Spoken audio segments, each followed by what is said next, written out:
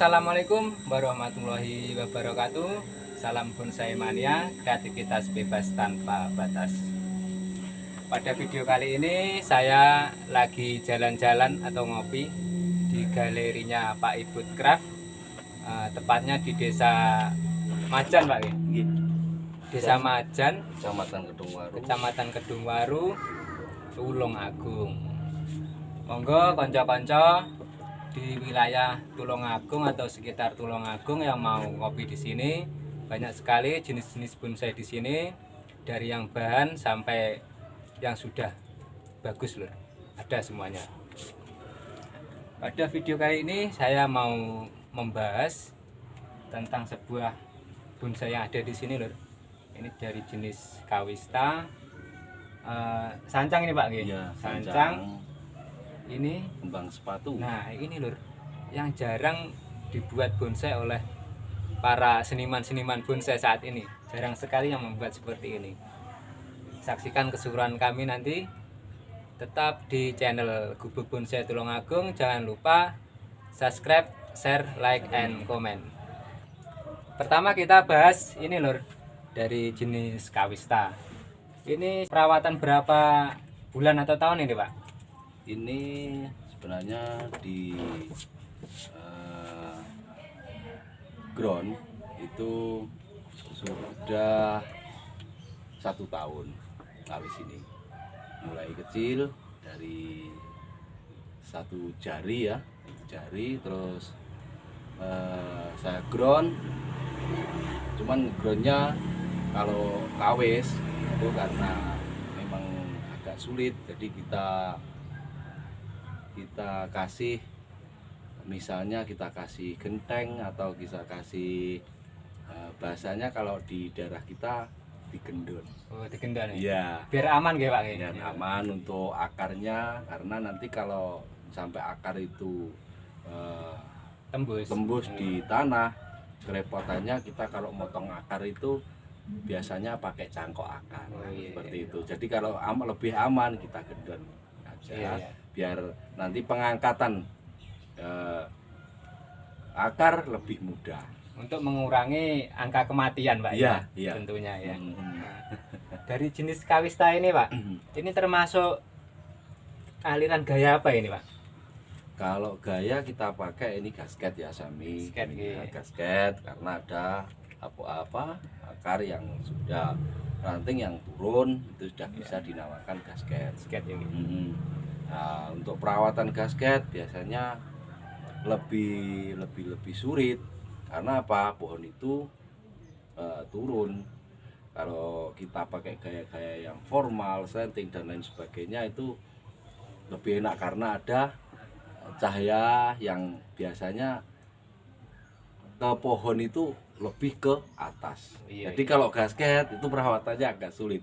Maka kita pakai kawat, lebih ke pakai kawat seperti ini, itu untuk melakukan menentukan gaya yang lebih awet seperti itu.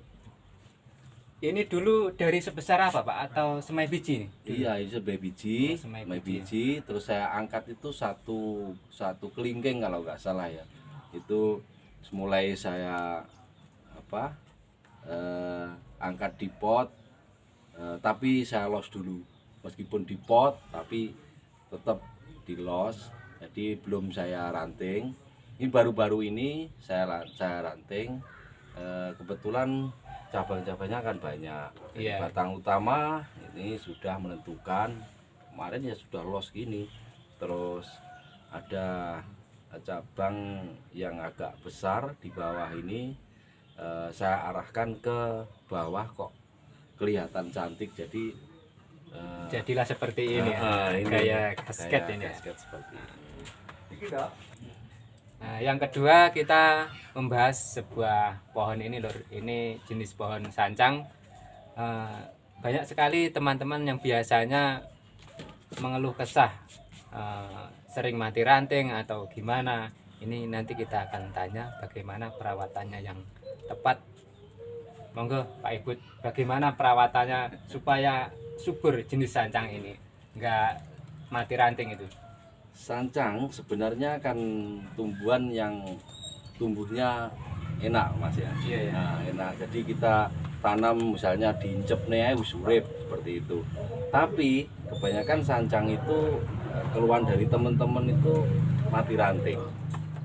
Kenapa bisa mati ranting? Karena sancang ini jenis tumbuhan yang sifatnya makannya banyak atau rakus. Nah, jadi kita sebelum tahu tentang bonsai atau membuat bonsai, kita lebih tahu botaninya dulu. Wah, tumbuhan iki maduke piye to carane ngolah amprih bisa awet seperti itu. Bahkan saya tidak pernah sancang itu mati ranting karena sedikit banyak saya mempelajari bagaimana sancang ini supaya tetap bertahan. Jadi gini, karena sancang ini akarnya itu banyak, jadi kita sering-sering untuk pruning atas dan pruning akar. Biar apa? Biar akar ini makannya nanti tidak rakus, dibatasi dan tetap stabil dengan atas. Nah, karena apa? Percabangan untuk atas sancang itu jelas banyak sekali, daunnya juga banyak. Jadi kita dimpet lah makannya. Nah iya dimpet, jadi makannya itu yang pertama. Yang kedua jelas kita memakai, kalau bisa memakai pupuk. Pupuknya monggo lah apa kesenangannya. Kalau saya biasanya pakai pupuk itu. Jadi untuk sancang lebih ke makanan yang dibutuhkan biar tidak mati ranting, dan kelebatan daun pun mungkin bisa stabil. Dan juga semakin rapat pastinya. Iya, dengan iya, perawatan yang ini pas. Ini baru proses saya ambil dari ground juga, dan belum begitu rapat untuk daunnya karena namanya masih proses. Iya, masih proses, dan mulai untuk pembentukan kerangka yang menjadikan ini jadi suatu bonsai mini atau mame.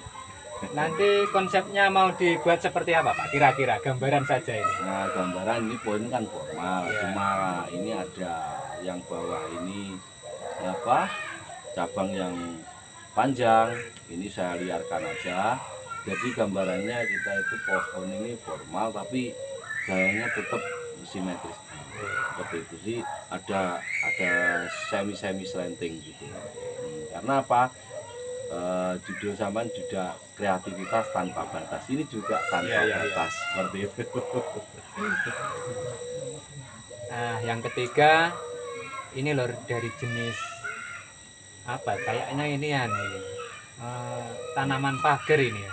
Nanti biar dijelaskan saja oleh Pak Ibut, kenapa kok tertarik membuat tanaman yang sering ditanam di pagar itu menjadi sebuah bonsai. Yang kita tanyakan. Nah ini Pak Ibut.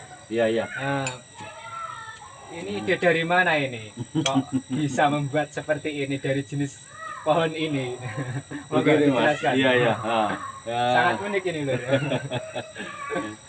Gini ya, karena Indonesia ini musimnya adalah di daerah tropis. Jadi kita punya banyak sekali tanaman. Nah, misalnya nggak usah repot-repot kita cari tanaman misalnya di gunung dan lain sebagainya, di pagar pun ada. Nah, seperti yang saya bikin ini mame juga. Ini kalau orang Jawa bilangnya ini adalah kembang sepatu. Godong sepatu loh. Iya, kembang sepatu. Kembangnya apa ini? Kembang sepatu yang variegata. Jadi ini kenapa saya buat, karena ini bentuk batangnya juga bisa untuk karakter bonsai. Jadi ketuaan, terus ngerak-ngerak seperti ini ya, terus daunnya juga bisa kecil. Ini bisa kita buat. Jadi Indonesia itu kaya, Mas. kaya sekali Mas, ya, Pak, ya. ya. Jenis-jenis Orang pohon bilang yang dibonsai Indonesia itu adalah zamrud khatulistiwa. Iya. Untaian zamrud khatulistiwa. Jadi kita bikin pohon yang benar-benar endemik Indonesia. Kita upkan lah. Iya, Kita iya, ndak betul. usah fanatik ini pohon yang dari misalnya dari Luar impor, sana, ya. ndak seperti itu juga. Jadi di Indonesia ini banyak sekali pohon-pohon yang bisa untuk bonsai. Misalnya kayak ini pohon sepatu orang biasanya walah wet opo itu. Tapi ternyata ya ini kalau saya bilang ini cantik kan? Ya cantik. Iya, cantik Ya, gitu, ya, Pak. Iya. seperti ini. Nanti ini juga punya nilai endingnya. Kalau bonsai itu kita pembelajaran dulu, hobi pembelajaran, dan tetap endingnya tetap untuk transaksi jual beli itu. Iya, Dan iya, ini iya. sudah banyak yang laku untuk buat kembang sepatu ini. Seperti itu, Oh, Mas Ahmad. jadi yang jenis ini sudah banyak ya, Pak, Sudah, yang itu laku saya ya? tanam di pagar-pagar itu. Ya, itu nanti kalau sudah kelihatan batangnya sudah tua, ini saya panen itu. Ini lho, sangat inspirasi sekali ini. Hmm. Bisa buat inspirasi Iya. sedulur semua. Nah, Seperti itu, Mas Bang, Iya, yang iya. dapat saya sampaikan. Untuk Indonesia itu kaya dengan sumber alam, kaya dengan tumbuhan itu. Maka jangan ragu-ragu untuk membuat berkreasi ya, Pak, iya. berkreasi di tanaman endemik Indonesia itu sendiri. Seperti itu, Mas Bang. Iya. Nah, selanjutnya Lur, ini pohon yang keempat. Ini jenis pohon klampis atau arabica ya, iya Pak ya. Iya. Nah, Iya. ini dulu bagaimana ceritanya Pak? Ini beli atau dongkal sendiri atau bagaimana? Iya, Mas Bang. Ini dulu saya dongkel sendiri. Oh, dongkal ya.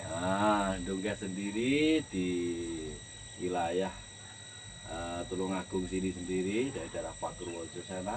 Iya. Ini sudah 10 tahun klampis ini. 10 tahun. 10 tahun ya, sampai ngerak-ngerak kayak gini. Untuk ketinggian ya juga saya rem dengan kawat, dengan kita pakai pruning terus. Jadi untuk ketuaan lebih tua, tapi karena kita ngomongnya bonsai, jadi Ya. bonsai itu adalah tanaman kerdil, tanaman yang di pot. Kita kerdilkan, jangan sampai pohon ini lebih ke tinggi, jadi kita rem seperti itu. Ini kalau ngomongin gaya, Iya, gaya. Ya, termasuk gaya apa ini ya? Nah, kalau gaya ini adalah setting lah. Setting. Iya, kita pakai gaya setting. Jadi jenis klampis ini ada kesulitan nggak Pak untuk perawatan? Karena klampis ini kan banyak sekali durinya. Iya. Nah, Ya itu mungkin yang jadi bagaimana cara merantingnya agar kita nggak sampai kena durinya? Bagaimana? yang pasti kalau lapis itu karena kayak duri ya. Iya. Kita ngerantingnya mungkin lebih hati-hati. Terutama untuk yang batang sudah tua itu kan durinya lebih tajam Iya. ya. Tapi kalau ranting yang muda itu biasanya durinya masih lembek. Lemes ya. Jadi kita mungkin yang batang yang tua kita potongin dulu duri-durinya seperti ini. Kita potongin duri-durinya seperti ini. Nanti setelah durinya kita potong habis, baru kita kawat. Itu yang pakai kawat atau wiring. Nanti kalau pakai cutting mungkin tidak usah potong durinya, bisa jadi langsung kita cutting. Cutting ya. Ini resiko memang ngawati Klampis itu ya, resiko karena banyak sekali durinya dan ya bisa tajam ya, ada misal kayak racunnya gitu loh. Iya. Karena saya sendiri sering Pak, terkena durinya kalau Ya, iya. ngawatin klampis itu. Ya itu resikonya untuk ngawati klampis itu memang kesulitannya di durinya. Iya. Jadi kita pertama harus menghilangkan duri-durinya dulu ya, Iya, kalau mau dikawat ya. Kawat hilangkan durinya, terutama yang batang-batang sudah tua itu durinya kan tajam-tajam. Iya, gini. tajam. Sama dengan kawes juga seperti itu. Tapi kita hilangkan dulu dulunya seperti ini, nanti bisa lebih lanjutnya untuk enak ngawatnya. Oh iya. Seperti itu. Pak Ibut ini sudah berapa tahun ini membuat sebuah galeri seperti ini? Kira-kira sudah berapa tahun? Kalau dibilang galeri sebenarnya belum sempurna ya Mas. Ini masih biasa, saya pot tumbuh-tumbuhan, saya pot terus saya pasang di depan rumah, itu aja. Kalau banyak sekali di sini. Monggo silakan merapat ke sini kalau nggak percaya. iya, ini gini, yang dulunya saya mulai ya seneng bonsai ini kalau nggak salah sudah berapa ya, dari 97 saya 97 sampai sekarang. Dan ada saudara saya yang ngajarin dulu di desa kita, dari mulai kita cari kawat aja sulit sampai sekarang sudah seperti ini, kita kawat aja tinggal telepon Sudah datang lah ya. udah datang. Nah itu proses Mas, jadi proses.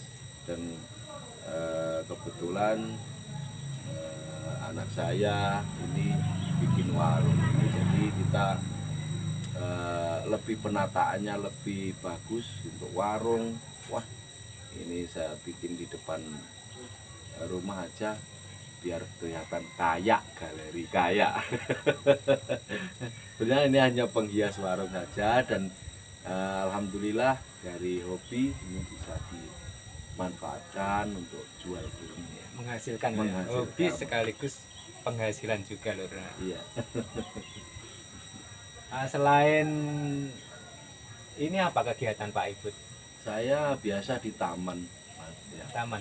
Taman, terus relief saya juga, terus lukisan saya juga ya. Iya, Jadi, soalnya saya lihat ini banyak sekali di sini lukisan-lukisannya. Ini karya Pak Ibut semua ya? iya, sama Oh, anak iya. saya yang perempuan itu. Sangat cantik gitu. Jadi saya bikin memang warung ini seperti galeri, tapi sebenarnya ya warung kopi biasa. Makanya saya kasih nama warung bonsai. Ya ada warung kopi, ya ada bonsainya. Iya, Itu iya, Mas iya. Abang.